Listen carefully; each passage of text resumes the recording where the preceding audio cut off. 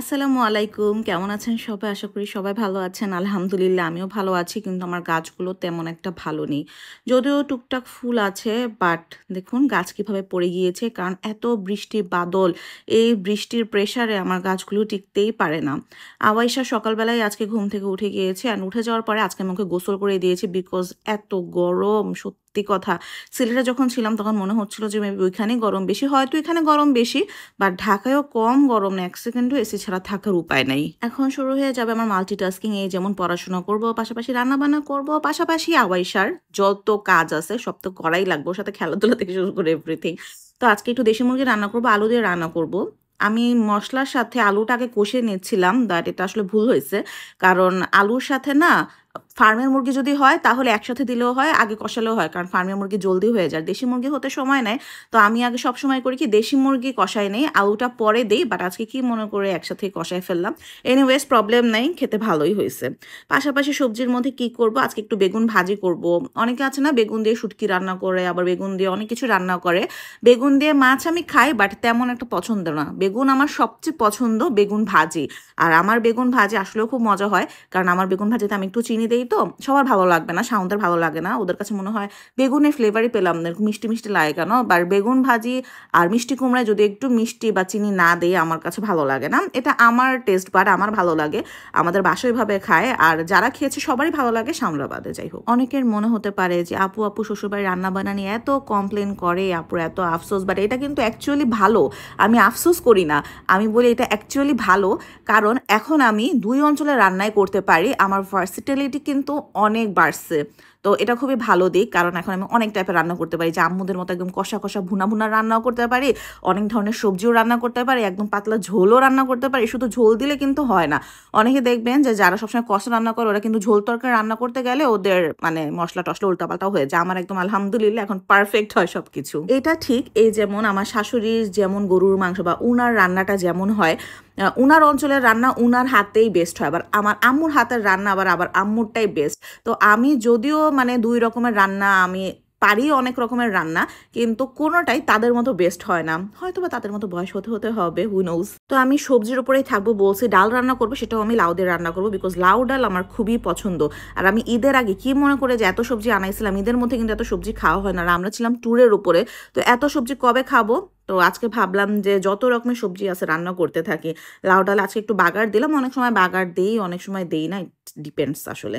আমার দেখুন মুরগি কিন্তু একদম সুন্দর কষানো হয়ে গেছে, আমি হলে এমনিই খাইতাম, বাট যেহেতু শাওনের জন্য মেনলি আমি রান্না করি। আওয়াইশা তো দুধ ভাত, ওকে যেমনি দিবেন অমনিই খাবে, কারণ কোনোটাই তার পছন্দ না। তো আমি এখন ঝোল দিয়ে দিলাম অনেকগুলো। আর আমি রান্না করব এখন আরেকটা জিনিস, সেটা হচ্ছে ডিম পোস্ট দিয়ে যে তরকারি করে সেইটা। তো এটা আমার মামি রান্না করছিল, এত মজা হয়েছিল। আমি এখনো মানে আমার মুখের ওই স্বাদটা ভুলি নাই, আমার মামি রান্না করছিল খুবই মজা করে।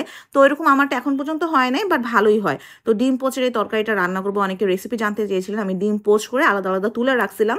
কুসুমটা কিন্তু শক্ত হতে হবে। এরপরে নর্মালি আমরা যেরকমভাবে মশলা কষে ভাবে মশলা কষাই, কিন্তু জাস্ট ডিমটা দিয়ে ঝোল দিয়ে দিছিলাম, লাস্টলি নামানোর আগে আমি একটু ধনিয়া পাতা দিছিলাম, আর মাঝখানে আমি একটু টমেটো কেচাপ দিয়েছিলাম, প্রাণহট টমেটো সস যেটা সেটা। আর আমি একটু পেঁপে ভাজিও করেছি। তো দেখুন কি কি রান্না করলাম আলটিমেটলি।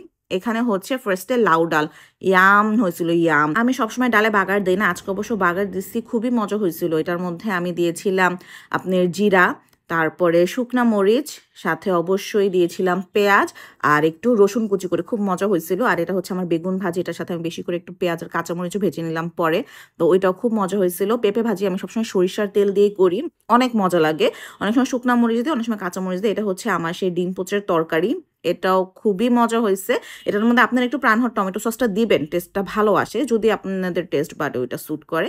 আর তো ছিল এই ঝোল আলুর মুরগি, দেশি মুরগি, আর ছিল লেবু। তো দেখুন একদম ঢেল ঢেলা পাতলা ঝোল, কিন্তু তেল উঠে আসছে। অনেকে করে ঢেল ঢেলা পাতলা ঝোল করে বা তেলটা উঠাইতে পারে না। তো এই ট্রিক্সগুলো শিখে গেছি, এটা খুব ভালো। তো আমরা একসাথে এখন খেতে বসছি। বেসিনে হাত ধুতে গিয়ে মনে হলো যে গ্লাসটা একটু অপরিষ্কার, তো প্রতিদিন আসলে পরিষ্কার করা হয় না, আজকে এটা পরিষ্কার করে ফেললাম। আর এ তো বিকালবেলা দেখুন গাছে পানি দেওয়া শেখানো হচ্ছে, যদিও আমার মেয়ে পারে, কারণ ছোটবেলা থেকেই দেওয়া হচ্ছে। শাওন চলে গেছে, আর সন্ধ্যাবেলা আওয়াইশাকে একটু ঘুম পাড়িয়ে ভাবছিলাম যে আমি একটু পড়াশোনা করব, বাট যেমন ভাবি সেমন তো হয় না। আমি আসলে অনেক পিছায় গেছি, কারণ এই যে লম্বা ছুটিতে ছিলাম, ট্যুর দিলাম, লাইবা ছিল, এর মধ্যে আমার যে কতগুলি ক্লাস মিস গেছে আমি আসলে ভাবতেও চাই না। আবার সে একটু লিচু খাবে, তো লিচু নিয়ে যত বেশি অ্যাক্সিডেন্ট হয় বাচ্চাদের, আমি ওকে একদম বিচি খুলে এভাবে দেই। আর 4-5টার বেশি না, বিকজ প্রচুর অ্যাসিডিটি হয়। আর আমার আজকে মানে কেমন যেন এত ঘুম আসতেছিল, ভাবলাম যে একটু চা খাই, বাট একদম মজা লাগতেছিল না কোনো রকমের, জাস্ট বিস্কুটটা ডুবাই অর্ধেক চা খাইছি, এরপর আর খেতে পারি নাই। আওয়াইশা নাকি বিস্কুট খাবে, তাকে বিস্কুট দিয়ে তার চুলটা আমি বেঁধে দিচ্ছি। আওয়াইশা অনেক ক্র্যাঙ্কি হয়ে আছে, এত কান্না করতেছিল সে চুল বাঁধার সময়। তো তখন তার দাদি আসছে, দাদি আসার পরে বলতেছে, ও কি চুল বাঁধার সময় এমনি কান্না করে সব সময়? আমি বলতেছি, না আমি এমনি কেন কান্না করবে, বলে কি না আজকে কেমন কান্না করতেছে। তো দাদির তো মন বুঝতেই পারতেছে না। আর মা হচ্ছে আমার জন্য 2টা স্কার্টের কাপড় নিয়ে আসছে বাসে, যেহেতু আমি স্কার্ট পরি। তো আমার না এই কাপড়টা এত সুন্দর লাগছে, আমি বলতেছিলাম যে এটাতে আমি একটা কোর্স সেট বানিয়ে নিলে ভালো হতো, বাট কোর্স সেট বানানোর জন্য যতটুকু কাপড় দরকার অত কাপড় তো ছিল না। তো এখন স্কার্টই বানায় ফেলতে হবে, বাট কাপড় 2টা আসলেই সুন্দর হয়েছে, নিচেরটা কিন্তু খুবই সুন্দর হয়েছে। এখন রাতের বেলা খাবো। আমি হচ্ছে এরকম ভাগ করে রাখি যে দুপুরবেলা একটা তরকারি নামাবো, রাতের বেলা আরেকটা। তো রাতে ডিম নামাইছি আর আমদুধ ভাত খাবো। আর আজকে শাওনকে বসি, তুমি প্লিজ আমার সাথে খাও, আমি একটু পড়াশোনা করব। আর খাওয়ানোর পাশাপাশি দেখেন না, শাওনের আবার সেই মুরগি রান্না চলতেছে। এই তো ছিল আমার আজকের ব্লগ। সবার কেমন লাগলো এই ব্লগটি অবশ্যই জানাবেন, যদি ভালো লাগে তাহলে শেয়ার করবেন। Thank you for watching. আল্লাহ হাফেজ।